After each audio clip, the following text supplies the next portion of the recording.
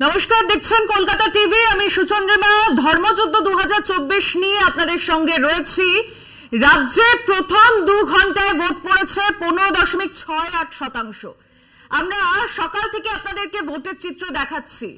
বিক্ষিপ্ত ঘটনা তো অবশ্যই ঘটেছে, তবে যে পার্সেন্টেজ প্রথম 2 ঘন্টায় দেখা গিয়েছে, রায়গঞ্জে ভোট পড়েছে 16.46%, বালুরঘাটে ভোট পড়েছে 14.74%, দার্জিলিং এ ভোট পড়েছে 15.74%। প্রথম 2 ঘন্টায় এই ছবি উঠে আসছে এবং যে আলোচনা হচ্ছিল যে বাহিনীর দিকে অভিযোগ দ্বিতীয় দফাতেও কিন্তু উঠে এসেছে। বেশ কিছু জায়গায় বাহিনীর দিকে যে অভিযোগ আসছে, তাতে নির্বাচন কমিশনের তরফ থেকে কি ব্যবস্থা। দ্বিতীয় দফায় প্রথম 2 ঘন্টায় 241টি অভিযোগ জমা পড়েছে নির্বাচন কমিশনের কাছে। সব থেকে বেশি অভিযোগ রায়গঞ্জ থেকে, 118টি অভিযোগ জমা পড়েছে রায়গঞ্জ থেকে এবং বেশিরভাগ অভিযোগ ইভিএম খারাপের। কমিশন এই কমপ্লেন গ্রহণ করেছে এবং ইভিএম খারাপের অভিযোগ বা সব থেকে বেশি অভিযোগ যা এসেছে রায়গঞ্জ থেকে। আমরা প্রত্যেক মুহূর্তের খবর আপনাদেরকে দিতে থাকবো, তবে ভোট নিয়ে দ্বিতীয় দফায় কি অবস্থা তা নিয়ে পর্যালোচনার জন্য স্টুডিওতে অতিথিরা রয়েছেন, তাদের সঙ্গে আলাপ করি আমি আসছি। তৃণমূল কংগ্রেসের বক্তা রয়েছেন তৌসিফুর রহমান, স্বাগত জানাচ্ছি আপনাকে। বিজেপির বক্তা রয়েছেন সোমনাথ দাস, স্বাগত জানাচ্ছি আপনাকে। আমি তৌসিফুরের কাছে শুরুতেই আসছি। দ্বিতীয় দফা ধর্মযুদ্ধের দ্বিতীয় দিনেই আজ রায়গঞ্জে যে অবস্থা, সব থেকে বেশি কমপ্লেন, সব থেকে বেশি অভিযোগ এবং বাহিনীর দিকে অভিযোগ আসছে, কি বক্তব্য? দেখুন, এটা সকাল থেকে এরা কান্নাকাটি করছে, এরা বলছে ইভিএম চলছে না, ওদের নামও নেই। আমি দেখতে পাচ্ছি কি ক্যান্ডিডেটের নাম নেই ভোটিং লিস্টে, সেটা অনেক কিন্তু বড় কথা। আর তারপরে হচ্ছে ইভিএম নিয়ে কথা, তারপরে ওরা বলছে সেন্ট্রাল ফোর্স থেকে হ্যাপি নেই।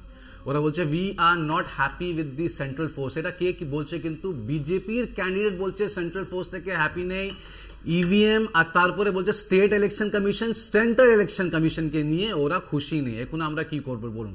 ওদের ওখানে কাজ চলছে না, ভোটিং ঠিক করে চলছে না, কিন্তু আমাদের পক্ষে কিছু প্রবলেম নেই, everything is fair and fine. আর কিন্তু মহিলাকে নিয়ে সেন্ট্রাল ফোর্স একটা ফাউল ল্যাঙ্গুয়েজ ইউজ করছে, এটা আমরা প্রতিবাদ করছি। ওনাকে কি না কি বলছে, কিন্তু এটাই দেখতে আমি পারি আর আমি বুঝি যে ওদের হাতে এই ইলেকশনটা কিন্তু চলে যাচ্ছে, এটা স্পষ্ট। সোমনাথ, সুকান্ত মজুমদারকে ঘিরে গো ব্যাক স্লোগান, পুলিশের সঙ্গে বচসা, এই ধরনের উত্তেজনা আজকে দ্বিতীয় দফার দিনে, বিজেপির কি বক্তব্য? না, সুকান্ত মজুমদারকে কে গো ব্যাক দিচ্ছে দেখা যাবে। দেখুন, সুকান্ত মজুমদারের মতো একটা ভদ্র মানুষ, শিক্ষিত মানুষ, এটা শুধু বিজেপির প্রতিনিধি হিসাবে আমি বলছি না, এটা তৃণমূল কংগ্রেসের ঘাটালে প্রার্থীও কিন্তু গতদিন সভা করতে গিয়ে উনিও প্রশংসায় ভরিয়ে দিয়েছিলেন। কারণ সুকান্ত মজুমদার এমনই একটা নেতা যার সম্পর্কে আপনি বলতে পারবেন না, কোনো খারাপ কথা বলতে পারবেন না। যারা গো ব্যাক দিচ্ছে তাদের দেখতে হবে তারা কোন দলের, চোরের দলের না ডাকাতের দলের। চোর ডাকাত ছ্যাচোরগুলো তো ওরকম বলবে, ভালো মানুষকে দেখলে তারা বলবে। তো কে গো ব্যাক দিল, কে কি বললো, ওইসব চোরেদের নিয়ে আমরা ভাবি না। আমরা জনগণের সাথে, মোদিজির উন্নয়নের সাথে সুকান্ত মজুমদারের মতো একটা ব্যক্তি ব্যাপক ভোটে জয় হবে। বালুরঘাটে কি উন্নয়ন হয়েছে, কি ডেভেলপমেন্ট হয়েছে, কি প্রকল্প দিয়েছে, ওটাও আমরা জানতে চাই। আবার বালুরঘাটে ওখানে দাঁড়িয়ে এত ভদ্র মানুষ, একটা সুকান্ত মজুমদার একটা আইসি কে বলছেন তোর চাকরি আমি খেয়ে নেব।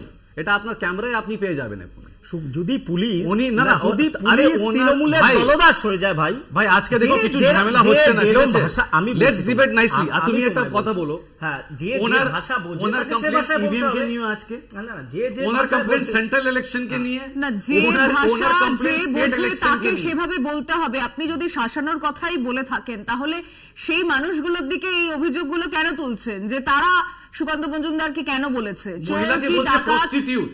আমি চোর কি ডাকাত সেটা মানুষকে বিচার করতে দিন। আমি এসব ল্যাঙ্গুয়েজ ইউজ করতে চাই না, ধরাও পড়ছে, আপনারাও দেখাচ্ছেন।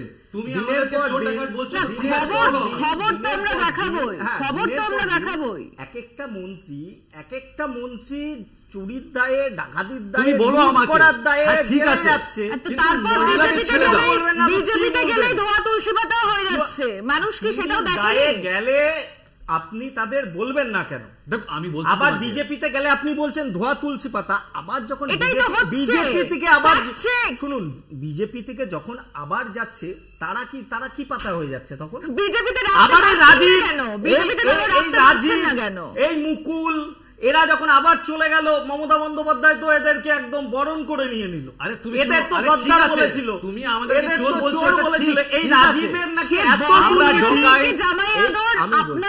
আপনাদের দলের মধ্যে যদি সেই স্বচ্ছতা, সেই দিকটা যদি আপনারা দেখতেন, তাহলে এতগুলো গোষ্ঠী কি নিজেদের রাজ্য বিজেপির মধ্যে কি হতো? এটাও তো বড় প্রশ্ন। আমি আসছি দুজনের কাছে, একটা বিরতি নিতে হচ্ছে, ফিরছি এক্ষুনি বিরতির পর, সঙ্গে থাকবেন।